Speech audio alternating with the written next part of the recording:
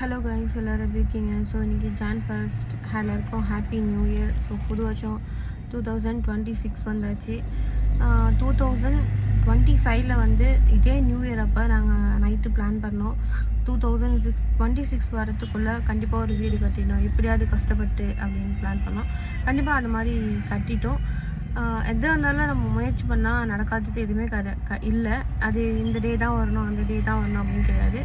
வீடு கட்டுறதுன்றது வந்து பெரிய ப்ராசஸ். அதனால எங்களுக்கு 1 இயர் தேவைப்படுது. அதனால் அந்த ப்ராசஸ்க்காக நாங்கள் வெயிட் பண்ணியிருந்தோம். அண்ட் இப்போ வந்து இந்த 2026 வந்து எப்படியா இன்னொன்று பிளான் பண்ணியிருக்கோம். அதுவும் பெரிய ப்ராசஸ் தான். அது எப்படியாவது முடியணும் அப்படின்ட்டு நாங்கள் ஒரு பிளான் பண்ணியிருக்கோம். ஸோ மிடில் கிளாஸ் பொறுத்த வரைக்கும் எல்லா நாளுமே ஒரே நாள் தான். அது நியூ இயர், அது ஒரு நாள் அவ்வளோதான். நியூ இயராக இருந்தாலும் சரி, பொங்கலாக இருந்தாலும் சரி, நம்மளை பொறுத்த வரைக்கும் அது ஒரு டே. அதுக்கு வந்து ஸ்டோரி போடுவோம், ஸ்டேட்டஸ் போடுவோம், நிறைய பேருக்கு விஷ் பண்ணுவோம், அவ்வளோதான். அதோடு முடிஞ்சு போயிடும்.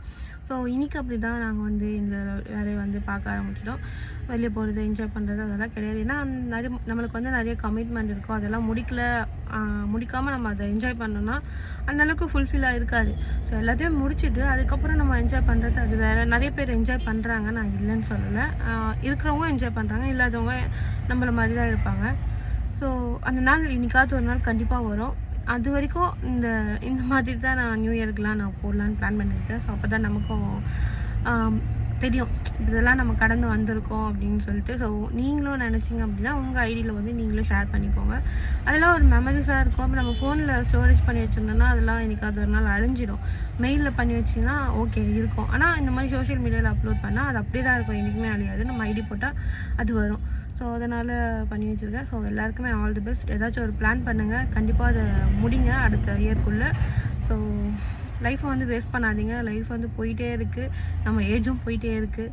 அதனால் நம்மளால் முடிஞ்ச அளவுக்கு நம்ம ஏதாவது ஒன்று இந்த உலகத்தில் பண்ணிட்டு போகணும் அப்படின்ற ஒரு மைண்ட் தாட்டோடு வச்சுக்கோங்க. ஸோ எல்லாருக்கும் ஆல் தி பெஸ்ட் அண்ட் எல்லாருக்கும் ஹாப்பி நியூ இயர். ஹாப்பியாக இருங்க, ஜாலியாக என்ஜாய் பண்ணுங்கள். அதே மாதிரி பொறுப்பு ரொம்ப முக்கியம். பொறுப்பாக இருங்க. ஓகே.